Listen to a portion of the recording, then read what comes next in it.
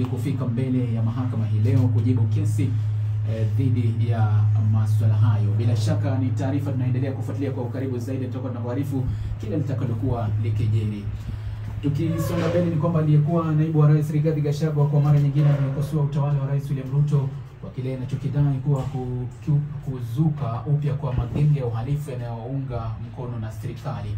Naibu huyo wa zamani amesema ni kinaya Kenya kutumia maafisa wa polisi kupambana na magenge nchini Haiti kama sehemu ya ujumbe unaoungwa mkono na Umoja wa Mataifa, huku serikali hiyo ikidaiwa kufadhili mashirika kama hayo ya ujambazi hapa nchini ili kuwatishia wakosoaji wa serikali. Gachagua vile vile amewamiminia vijana wa Kenya sifa, akiwataja kama watu wabunifu ambao wamechukua nafasi za upinzani na ambao wanadai Ruto aliuangamiza upinzani kwa kushirikisha viongozi wakuu wa upinzani katika utawala wake. Haya yanajiri siku moja tu baada ya Rais William Ruto kumkashifu Gachagua na kumtaja kwa kiongozi tepetevu, asiyejua kazi, mfisadi na vile vile mkabila. Rais aliyasema haya akiwa kwenye eneo la Luanda, kaunti ya Vihiga, kwenye ziara yake ya siku 6 magharibi mwa Kenya na ambayo inatarajiwa kukamilika hapo kesho.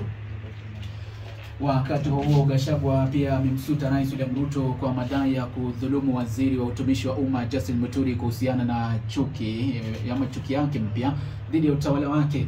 Akizungumza kwenye kipindi cha moja kwa moja cha TikTok hii leo, Gachagua amedokeza hali ya kupendezwa na utawala wa Rais Ruto kutokana na sera zake zisizopendwa na kusaliti eneo la Mlima Kenya.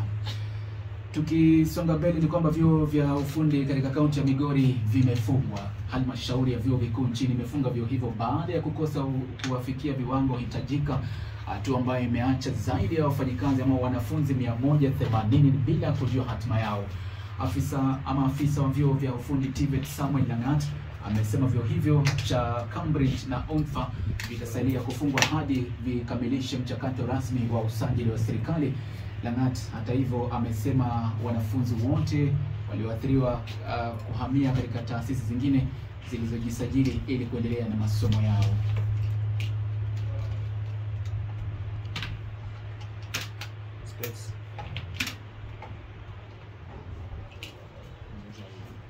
Menimalizia mguu mtuma wateja change of frame pale pesa kuona because